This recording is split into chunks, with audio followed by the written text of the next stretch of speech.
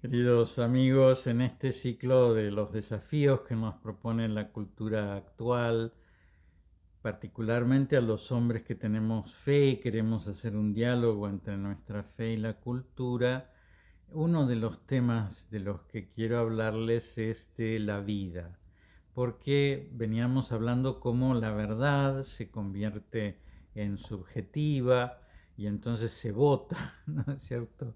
Pasa a ser sociológica y entonces se decide qué es la verdad, ¿no? Y por ejemplo se decide cuándo empieza la vida, lo que llamamos el aborto, porque se decide que empieza a los 3 meses, a los 6 meses, a los 9 meses, a lo que fuera, se decide. Y lo mismo la eutanasia, ¿no es cierto? Se decide cuándo termina la vida, cuando lo decide la persona, cuando no tiene viabilidad, cuando no produce, cuando tiene más de 90, cuando tiene más de 80, cuando tiene más de 70. Es decir, una vez que nosotros entendemos que la verdad es decidible, es decir, es sometible a una votación, y entonces la verdad no es ontológica, sino que es sociológica, no tiene que ver con el ser, sino que tiene que ver con los votos a favor y los votos en contra. Entonces ahí, entre las verdades que se debaten, está ni más ni menos que la verdad de la vida. La vida es un tema sumamente importante, un valor sumamente importante, y además que nosotros al decidir sobre la vida también estamos decidiendo sobre nuestra propia vida, aun cuando no lo sepamos, ¿no es cierto? Porque en el fondo esa vida que nosotros estamos decidiendo que vale la pena o no vale la pena, que aceptamos o no aceptamos, que le ponemos el nombre de vida o le ponemos el nombre de fenómeno, como hacía el ministro de salud en nuestra patria, es decir, esa vida nosotros la manipulamos y en el fondo esa vida tiene la misma magnitud que tiene la nuestra. Y por eso es efecto boomerang, ¿no? Es decir, en algún momento esa definición que yo hago sobre la vida del otro va a ser una definición sobre mi propia vida, porque en el fondo estoy definiendo la misma cosa, la misma verdad, la misma entidad. Bueno, nosotros creemos que la vida es un don de Dios. Un don de Dios que tiene que ver con la acción del hombre. Porque fíjense ustedes que Dios propiamente crea a Adán y Eva, según el relato bíblico, ¿no? Es decir, no crea a todos los hombres. Y le da a Adán y Eva la posibilidad, a través del acto sexual, de transmitir la vida. Él va a participar en la transmisión de la vida. No es solamente un acto físico la transmisión de la vida, porque la transmisión de la vida no podría transmitir algo que no es físico, como es el espíritu. Pero Dios va a aceptar ese acto físico como el instrumento por el cual Él va a transmitir ni más ni menos que el don de la vida. Y ya los hijos de Adán y Eva ya no los creó Dios de la nada, sino que al contrario, ¿no es cierto? Es decir, aprovechó ese acto sexual de Adán y Eva para transmitir esa vida. Es decir, que la vida pasa a ser posiblemente la transmisión de la vida pasa a ser posiblemente el acto más noble que tiene el hombre, porque los dos actos que Dios creador comparte con el hombre es la vida, la transmisión de la vida y el trabajo. Es decir, el hombre puede tener hijos y el hombre puede hacer una casa. ¿No es cierto? Dios hizo la montaña, Dios hizo la cueva, pero Dios no hizo la casa. Y entonces el hombre a través de su trabajo va a completar la creación, el hombre a través de la transmisión de la vida va a completar la creación. Bueno, por más que el trabajo del hombre sea extraordinario, extraordinario, extraordinario y pueda ser una obra de arte maravillosa, o pueda ser una obra de inteligencia o de ciencia o de lo que fuera maravillosa, ¿quién puede comparar algo que pueda hacer el hombre con su trabajo con la vida, ¿no? Es decir, que un ser humano, ¿no? Un ser humano con todas las potencialidades que tiene y con toda esa capacidad de trabajo que también tiene, esa capacidad de pensar, esa capacidad de crear, y entonces esa vida se convierte también en una especie de esperanza, ¿no? Es decir, para toda la humanidad, porque no sabemos qué va a ser este niño que nos ha nacido, ¿no es cierto? Porque cada niño es como una potencialidad que nosotros no conocemos cómo se va a desarrollar de una manera perfecta. Pero desde la fe nosotros creemos que esa vida tiene un aspecto temporal y un aspecto eterno. Es decir, que va a haber un tiempo en esta tierra en donde el hombre va a ser libre, va a ser inteligente y va a ser libre y va a tener actos que van a determinar su fin eterno. Y que por eso, si ese hombre, utilizando su inteligencia, busca la verdad y utilizando su voluntad, se adhiere al bien, bueno, ese hombre, porque lo elige, va a tener después una vida eterna en donde la verdad y el bien van a reinar. En cambio, si ese hombre, utilizando su inteligencia, quiere la oscuridad, la confusión, y utilizando su voluntad elige el mal, bueno, va a tener un destino eterno en un lugar en donde va a reinar la oscuridad y la confusión. A eso lo llamamos cielo e infierno, es decir, un lugar en comunión con Dios, en el cual nosotros de alguna manera no es que Dios va a decidir mandarnos al infierno o al cielo, sino que la libertad nuestra, a través de cada uno de nuestros actos, Dios que nos respeta, nos va a decir, bueno, vos qué elegís, ¿querés venir conmigo o no? Y entonces, si vos no querés venir conmigo, vas a estar solo, está bien, yo te voy a respetar. Y el infierno es un lugar en donde Dios, que es todopoderoso y está en todas partes, decide no entrar justamente para respetar la libertad del hombre que decidió no estar con él. Pero es interesante que la vida nosotros no creemos que tiene un aspecto solamente terreno, que empieza con nuestra concepción y termina con nuestra muerte, sino que nosotros creemos que existe un más allá. Bueno, ustedes saben que Aristóteles, por ejemplo, define al hombre como animal racional, es decir, nosotros tenemos un aspecto animal, un aspecto físico y tenemos un aspecto espiritual, ¿no es cierto?, que tiene que ver con la inteligencia y con la voluntad. Eso lo llamamos alma, lo otro lo llamamos cuerpo. Bueno, el cuerpo naturalmente, como las cosas materiales, tiende a morir, tiende a la disgregación. Este sillón, esta casa, ¿no es cierto? Todas las cosas materiales con el tiempo se disgregan. Y lo mismo va a pasar con mi cuerpo, que un día va a disgregarse. Pero el espíritu no. El espíritu no tiene esa limitación del tiempo ni nada. El espíritu no envejece, el espíritu no se enferma. Y entonces nosotros creemos que la muerte, que es la separación del cuerpo y del alma, hace que el alma no muera, ¿no es cierto? Y que esté esperando lo que llamamos la resurrección de los cuerpos.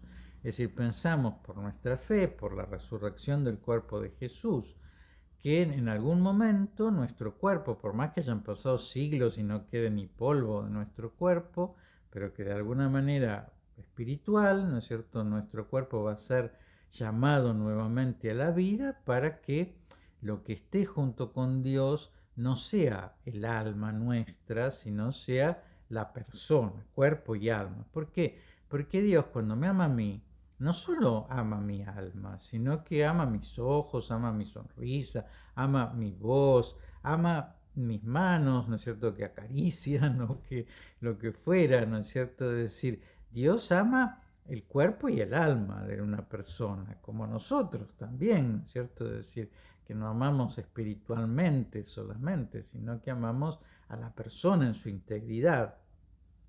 Y entonces este cuerpo, en algún momento, nosotros creemos que también va a tener vida eterna, a pesar de que no le corresponda por naturaleza, sino que Dios lo va a hacer como una concesión de su amor, ¿no es cierto? Como lo hizo con el cuerpo de la Virgen, cuando decimos subió al cielo en cuerpo y alma, es decir, no quiso que el cuerpo de la Virgen conociera la corrupción. ¿Por qué? Porque vivió en sus entrañas 9 meses, porque se amamantó en sus pechos, porque fue abrazado por sus brazos y acariciado por sus palmas y tantas cosas lindas, ¿no es cierto?, que tendrá el cuerpo de la Virgen, que para el Jesús eran tan preciosas, tan hermosas, tan importantes, que no quiso que conocieran la corrupción. Entonces, bueno, nosotros creemos que la vida tiene aspectos más allá de la concepción y de la muerte, que tiene un más allá justamente, ¿no? Una vida eterna. Pero evidentemente las dos cosas son importantes. Es decir, ¿qué entendemos por la vida terrena? ¿Cuándo empieza y cuándo termina? Nosotros entendemos, empieza en el momento de la concepción, termina en el momento de la muerte. La muerte es la separación del cuerpo y del alma, por eso no es exactamente verificable por cosas físicas, porque no es cuando deja de latir el corazón o deja de funcionar el cerebro. Es decir, esos son indicadores de que esta persona se ha separado el cuerpo y el alma, ¿no es cierto? Pero en realidad es un fenómeno que nosotros no podemos verificar, porque no podemos medir el alma o cuando esta persona ya se le ha separado de este cuerpo el alma. Pero bueno, es decir, tenemos dos parámetros, la concepción y la muerte. Pero después creemos que existe una vida eterna, digo como cultura, ¿no es cierto? Porque si no, ¿qué entendemos? Es decir, que cuando nos morimos se terminó todo esto, entonces evidentemente si entendamos, si, San Pablo dice, si Jesucristo no hubiera resucitado, vana sería nuestra fe y nosotros seríamos los más tristes de los hombres, porque evidentemente si alguien ama, perdona, va a buscar la oveja perdida, da la otra mejilla, se sienta en el último lugar y lo traiciona un amigo y lo matan y se muere, evidentemente la vida de Jesús no sería muy interesante para seguir. Ahora, si esa persona resucita y vence la muerte, entonces la vida de Jesús es algo interesante, porque ¿quién vence la muerte? El fuerte, el poderoso, el rico, todos ellos murieron y se terminó. En cambio Jesús murió y resucitó. Entonces, ¿qué piensa la cultura? ¿Hay una vida del más allá? Evidentemente eso determina cómo va a ser una cultura, porque si no hay una vida del más allá, San Pablo dice, comamos y bebamos que mañana moriremos.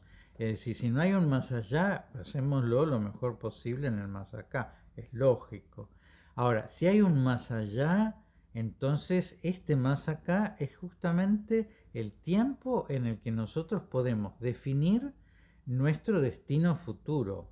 Y el más allá va a pasar a ser lo determinante, lo para siempre. Y los actos nuestros un día van a ser juzgados y van a ser medidos. Y todo lo bueno va a ser premiado y todo lo malo va a ser castigado. Entonces es fácil que si yo tengo impunidad, por ejemplo, pues no me importe la justicia humana, porque yo puedo comprar a un juez y puedo no pagar mis actos. Pero si yo tengo una idea de más allá, bueno, hay un juez que al cual yo no le puedo pagar nada, ¿no es cierto? Y al cual yo le voy a tener que rendir cuenta de mis actos. Y esos actos no tienen que ver exactamente con las leyes y si estacioné en donde no había que estacionar o lo que fuera, sino tienen que ver en si amé. En el ocaso de nuestras vidas vamos a ser juzgados en el amor, ¿no es cierto? Es decir, que evidentemente va a pasar a ser un juicio muy interesante, porque es un juicio en donde se nos va a juzgar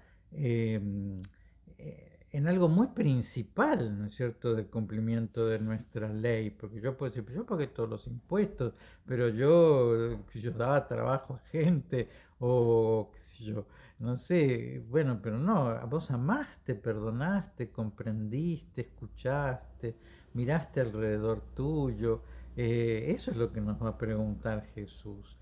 Entonces, evidentemente, el que una cultura se pregunte qué entiende por vida, tanto esta vida como esa vida, importa para todas las cosas. Fíjense lo que nos está pasando con esta pandemia. Evidentemente, si nosotros que creemos es que lo más importante es vacunarnos para no enfermarnos, para no morirnos, evidentemente lo más importante es esta vida. Y si nosotros, como creemos que es tan importante vacunarnos, usamos nuestra influencia para que nos vacunen ahora y somos jóvenes y fuertes y hay otro que es débil, es enfermo y es viejo y yo le saco el turno a esa persona porque yo tengo poder y el otro no, entonces estoy pensando que lo único que importa es esta vida y que yo hice un bien, porque ahora no me voy a enfermar porque estoy vacunado. Pero en realidad estoy haciendo un mal, porque estoy jorobando a otra persona. Y si yo pienso que hay una vida eterna, entonces en ese momento me van a decir, che, pero ¿por qué? ¿Por qué te metiste ahí porque tenías un amiguito en el gobierno y te hiciste dar la vacuna y jorobaste a la otra persona si fuiste una persona fuerte, joven y no estabas en una situación de emergencia? Entonces, evidentemente, ¿qué piensa una cultura sobre la vida? No solamente tiene que ver sobre el aborto o sobre la eutanasia, sino tiene que ver sobre muchas cosas. La marginalidad, ¿no es cierto? Es decir, ¿por qué nosotros vamos por la calle caminando, vemos a un señor durmiendo en la calle, seguimos, vemos a otro que tiene tres chiquitos, que está en un colchón y seguimos, ¿no es cierto? Y decimos hoy voy a comer, me gustaría comer sushi, ¿no es cierto? Porque es rico, que me queda tan, y no veo esa realidad.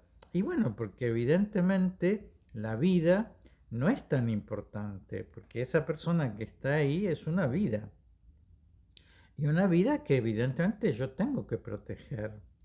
Y así como protejo mi vida pensando que voy a comer o lo que fuera, también tengo que proteger la vida de ese hermano que encuentro en mi camino. Pero evidentemente si yo eh, tengo una percepción de que vida es la mía, vida es la que yo tengo que cuidar, la mía, mi salud, mis cosas, mi futuro, llegar a viejo, llegar bien, jugar al tenis, viajar, hacer todas las cosas que pueda, ¿no es cierto? Pero los demás, bueno, pobre gente, qué horror, qué barbaridad, pero yo no tengo ninguna responsabilidad. Bueno, eso es una idea de la vida. Es decir, evidentemente, si veo a un perrito que está solo, me da más lástima que si veo a un chico que está en la calle trabajando o pidiendo limosna. Y entonces, evidentemente, eso no tiene que pasar. Si la vida es un valor que tiene la sociedad, si además yo entiendo que mi vida es algo que va a ser, que va a tener un más allá, y en ese más allá va a haber un juicio de mis actos, y un juicio de mis actos a través de una ley, ¿no es cierto?, la ley del amor, entonces evidentemente yo voy a actuar de otra manera. Y, y esto para último, ¿no es cierto? La vida tiene la vida humana tiene una condición muy extraordinaria que es la unicidad, es decir, es única. Yo soy único, ustedes son únicos, nadie es igual a otro, no somos chorizos, no fuimos hechos por una máquina. Y en este mundo tan masivo, ¿no es cierto? Ortega Gasset dice, el mundo es como una gran muestra de cuadros en donde hay muchas copias y muy pocos originales. Bueno, lamentablemente es así porque el mundo masivo nos lleva a parecernos al otro y a entender que parecernos al otro es mejor que parecernos a nosotros mismos y que ser únicos y que ser distintos. Pero en realidad Dios se toma un trabajo bárbaro, imagínense, para hacer cada cara distinta y cada personalidad distinta, como si Él tuviera que hacer un cóctel distinto para cada persona, con distintos ingredientes. Y por eso también la vida tiene un valor, el valor de la cosa única, el valor de la cosa irrepetible, el valor de que hay algo que pueda hacer esta persona, que pueda aportar esta persona que nadie más puede aportar. Por eso, por ejemplo, la marginalidad, tanto sea de que marginamos al niño por nacer, marginamos al viejo, marginamos al pobre, marginamos al enfermo psicológico, es decir, sacamos de la sociedad de los que valen la pena, ¿no es cierto?, la vida de muchas personas, estamos sacando individuos únicos, irrepetibles, obras de arte que nunca más van a existir, y eso es muy importante, que se tenga cada vida como única, cada vida como extraordinaria, cada vida como una obra de arte, cada vida como algo. Entonces, mis empleados no son 425 y tengo la mitad mayores de 40 y la mitad menores de 40. No, mis empleados son Juan, Pedro, María, son personas, ¿no es cierto?, únicas, que pasan situaciones, que tienen deseos, que tienen una historia y nada, y que no puedo como ponerlos en una planilla exactamente como si fueran números, sino que son personas, los hijos son personas, los alumnos son personas, los fieles, ¿no es cierto? En una iglesia son personas, es decir, la celebración de la vida terrena y de la vida sobrenatural, tiene que ver con que ha nacido algo único, con que esto es único, con que esto va a ser para siempre, con que en esta gran sinfonía que es la historia de la humanidad, este sonido lo puede dar solamente este instrumento, y por eso evidentemente tenemos que tener una gran valoración sobre la vida y no discriminar ninguna vida ni pensar que nadie en absoluto sobra, ¿no es cierto?, sino que todos en absoluto somos necesarios. Fíjense ustedes la vida de Jesús. Jesús vive 33 años. 3 años son de vida pública y 3 horas está crucificado en la cruz. Bueno, esas 3 horas de Jesús crucificado valen la pena de toda su vida, porque en esas 3 horas salva a la humanidad. Entonces, una persona en una terapia intensiva sufriendo también vale la pena, también está haciendo algo que es extraordinario. Nadie sobra. Nada es una cosa que no importa, todo importa absolutamente. Eh, en sí mismo o en la relación que tiene eso con su contexto, ¿no?, con lo que podemos aprender de esa persona, ¿no es cierto? Y por eso evidentemente la vida es algo que nosotros tenemos que poner en primer lugar, ¿no es cierto?, dentro de nuestro ranking de valores, ¿no? Y una cultura tiene que preguntarse qué entiende por vida, qué entiende por vida temporal, qué entiende por vida eterna y qué entiende por la vida individual, ¿no es cierto? Es decir, esta vida es única, esta vida tiene que ser respetada. Les dejo la bendición, que Dios los bendiga y los proteja en el nombre del Padre y del Hijo y del Espíritu Santo.